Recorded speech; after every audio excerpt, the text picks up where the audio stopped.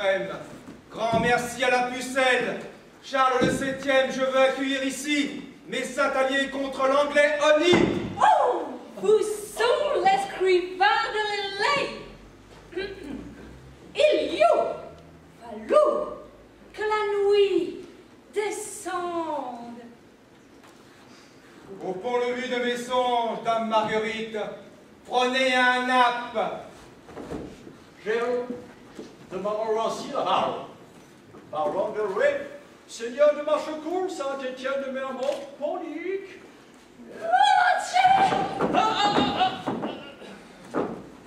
Un grand prince et vu point, châteaussé au Tifauge. Oh, il est vraiment est-il, n'est-il pas? Messire Jean, Bien. et tout, prenez un nappe. Je dis la police qu'on m'expose à l'hospital. Pourquoi sur l'hospital, dia? D'abord, messire, la comtesse peut faire le coffre à la brouette.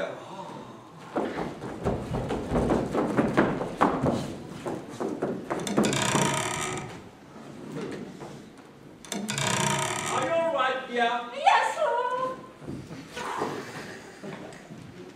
Et maintenant, à la brouette. La brouette? Yes. Charmante tradition du campagne.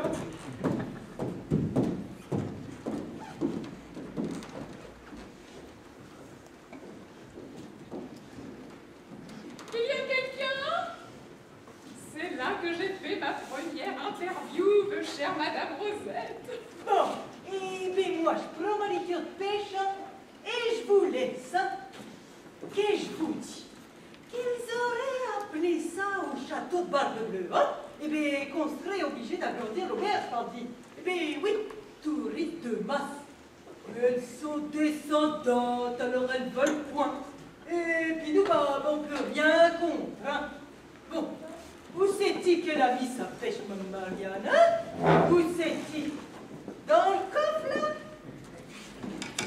Oh, ben ça, mademoiselle Muriel! Oh mon Dieu! Oh, mais la pauvre dame! C'est-il qu'elle sera égarée dans la lande et puis qu'elle aura voulu se reposer, peut-être bon. Gee, we're going to the hospital. So nice. Oh, bah, quelque chose! Oh! C'est-il une Alsacienne? Il y a la cousine de mon défunt Paul, hein? Qu'elle était de Colmar. Eh bien, pareil comme sortie. Je crois bien que c'est une Américaine. Une Américaine? Oh! Moi, j'en ai jamais vu, dit. Eh ben, mon défunt Paul, hein? Ben, il disait qu'est-ce que la peinture sur la figure. Il faudrait peut-être la mettre dans un lit, Madame Rosette. C'est-il qu'on la mettrait dans mon auberge, mademoiselle Muriel? Je crois que c'est une bonne idée. Je lui ferai une interview, vous avez quelque chose à réveiller.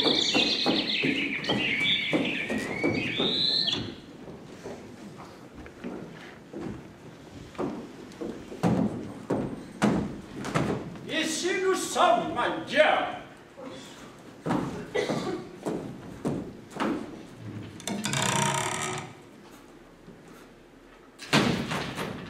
Imogen, where are you? Imogen, oh dear, dear me.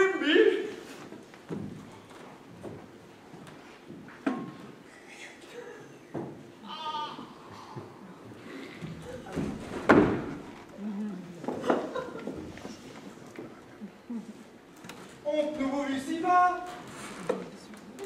Par Dieu et Saint-Michel, ne puis vous emmener la comtesse, messire, vous emmène à l'hôtellerie.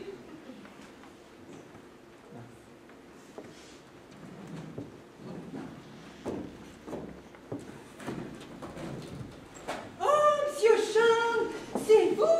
Oh, ben, faut qu'il vous dise à vos tantes qu'ils ont pris l'habilité de chez moi avec mademoiselle Muriel, hein? Oh, ben, qui c'est celui-là? Messire Jean, c'est le tout sire de Dame Marguerite, tous deux armoricains. Oh, ben, j'en ai jamais cru, on dit. Eh ben, qui fait l'homme? Il cherche sa dame, Dame Rosette. Bah, bah, c'est le cirque de la dame. Faut les mettre là ensemble, pardi. Il ne ressemble à rien, j'en ai nul besoin, Dame Rosette. Gardez-les donc. Oh, mais ça coûte des sous, hein. Eh bien, mon n'empêche pas de tiens pas debout toute seule. Le escarcelle est fort garni, Mme Rosette.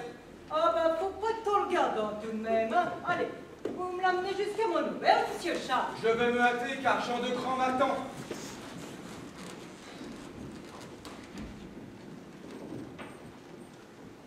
Mesdemoiselles, mesdemoiselles, mesdemoiselles, mesdemoiselles, mesdemoiselles, mesdemoiselles, mesdemoiselles, j'ai couru vous annoncer la nouvelle. Nous avons un deuxième cas. Attention, ne sortez plus. Le doux s'est échappé. On l'avait enfermé à la cave, mais quand il avait mangé tous les rats, il a dû s'ennuyer. Le dousir a pris son envol. Exactement, il est parti dans la campagne, on ne le retrouve pas.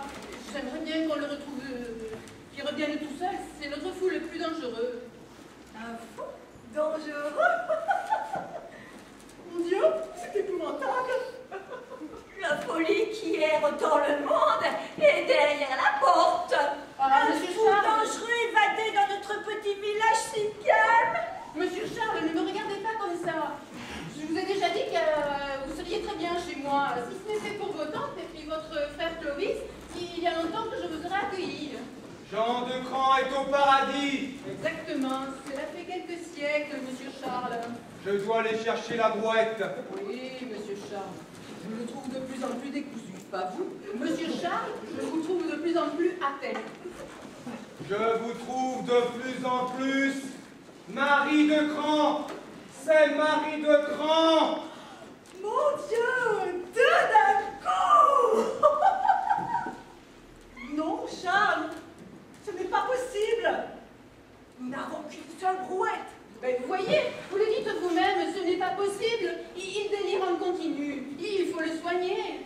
Mais vous-même, vous vous sentez bien, mademoiselle Alphonsine? Oh, nous vivants, nous ne laisserons pas notre neveu se faire enfermer chez les fous. Mais enfin, il sera très bien. Et puis, si ce Ledoux s'est échappé, c'est que nous sommes un sous-effectif chronique.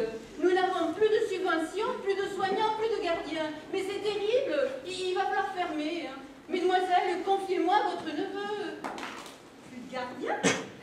Mais alors, les fous vont se promener en toute liberté dans tout il faut. Exactement, comme le doux. Il erre sur la lande, mais c'est très dangereux les fous qui se promènent partout. Ils sont bien mis entre quatre murs. À l'intérieur, on ne risque rien. C'est celui qui aussi les enfants.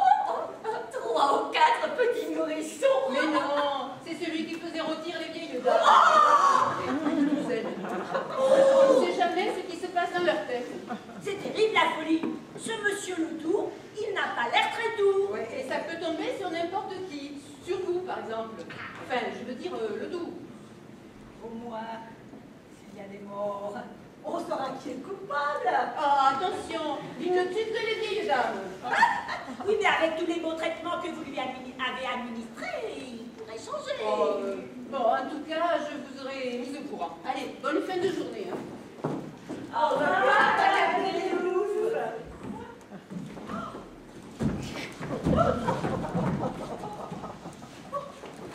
Je n'ai rien pu faire.